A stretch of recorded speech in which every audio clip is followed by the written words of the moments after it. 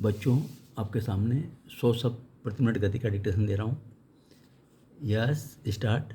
सशस्त्र बलों में सैनिकों को शामिल करने के लिए सरकार की बहुप्रतीक्षित नीति अग्निपथ की घोषणा की जा चुकी है। इस वर्ष कुल 46,500 अग्निवीरों को रक्षा बलों में शामिल किया जाएगा। 40,000 अग्निवीर सेवा में, 3,500 वायुसेना और 3,000 नौसेना में शामिल होंगे। अग्निवीरों की संख्या धीरे धीरे बढ़ाई जाएगी। अभी यह योजना केवल पुरुष उम्मीदवारों के लिए है। भविष्य में इसे महिला सैनिकों के लिए भी लागू किया जाएगा। दावा किया जा रहा है कि अग्निपथ के माध्यम से सशस्त्र सेनाओं की औसत आयु में बड़ी कमी आएगी। साथ ही भविष्य के युद्ध के लिए तकनीकी रूप से सशक्त सैनिक सेनाओं में शामिल हो सकेंगे।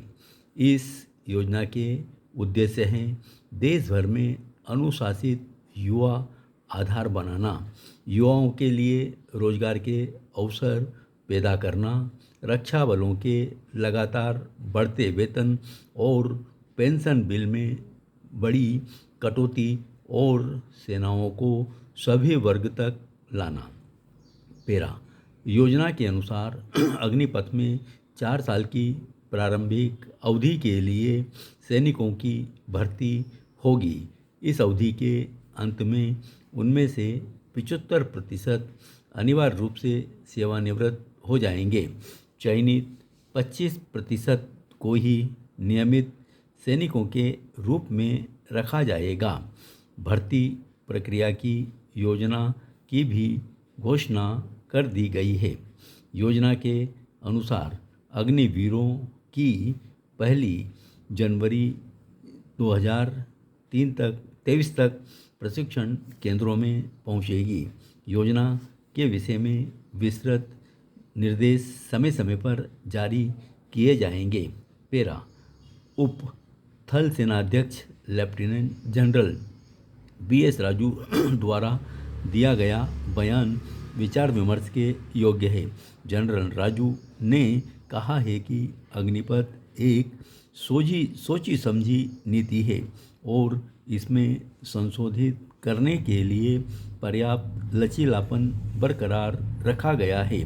परिवर्तन धीरे धीरे होगा और सेनाओं के विभिन्न अंगों को इस परिवर्तन प्रक्रिया को सुचारू रूप से लागू करने के लिए समय दिया जाएगा। जैसे एक इन्फेंट्री बटालियन में 4 वर्ष में केवल 100 अग्निवीर ही शामिल होंगे। ऐसी स्थिति में कभी नहीं होगी जहां पूरी यूनिट में केवल अनुभवहीन सैनिक हों। दूसरा प्रमुख रेजिमेंट के आपसी तालमेल का है। स्पेशल फोर्स बटालियनों समेत कई यूनिटों में सैनिकों की भर्ती प्रदेश या जाति के आधार पर नहीं होती। राष्ट्रीय राइफल्स का गठन भी इसी सिद्धांत पर है, जिसने अब तक बढ़िया काम किया है। हर साल अग्निवीरों के रूप में सेना को युवा शक्ति मिलेगी। साथ ही देश को सेवानिवृत्त अग्निवीरों के रूप में एक अनुशासित युवा मिलेंगे जो देश की सुरक्षा और प्रगति में लाभदायक सिद्ध होगा। रक्षा मंत्रालय द्वारा जारी प्रेस विज्ञप्ति में बुनियादी बातें कही गई हैं।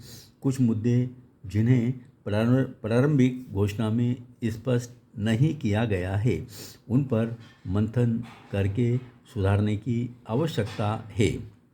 सेवानिवृत्ति 75% अग्निवीरों का भविष्य एक संवेदनशील मुद्दा है।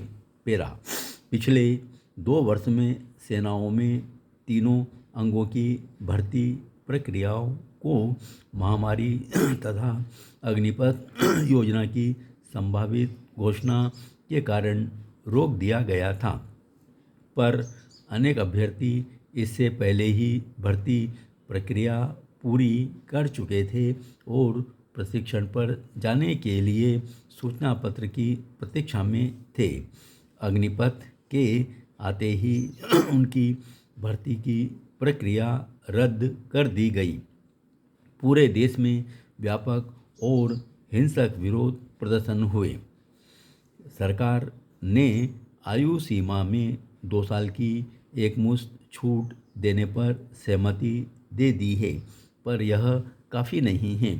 चयनित अभ्यर्थियों को दोबारा मेडिकल परीक्षण के बाद प्रशिक्षण केंद्रों में भेजा जाना चाहिए। पेरा भाग्यशाली 25% अग्निवीर 4 वर्ष की अवधि के बाद सेना में वापस लिए जाएंगे। इनकी 4 वर्ष की सेवा की पदोन्नति और पेंशन के लिए गणना में न लिया जाना न्यायसंगत नहीं है। सिर्फ पेंशन को बचाना ही ध्येय है तो एकीकृत सेना मुख्यालय में लाखों असैनिक हैं जो पूरे 60 वर्ष की सेवा करने के बाद अपने पद की सर्वाधिक पेंशन के साथ सेवानिवृत्त होते हैं। इनकी संख्या पर रोक लगाना और इन्हें भी अग्निवीर जैसी योजना के अंतर्गत लाए जाने की आवश्यकता है। सेवानिवृत्त 75% अग्निवीरों के पुनर्वास को राज्य सरकारों और निजी संस्थाओं के भरोसे पर नहीं छोड़ा जाना चाहिए। इसके लिए स्पष्ट नीति बनानी होगी जिसका सभी संस्थाओं को पालन करना अनिवार्य होना चाहिए। पेरा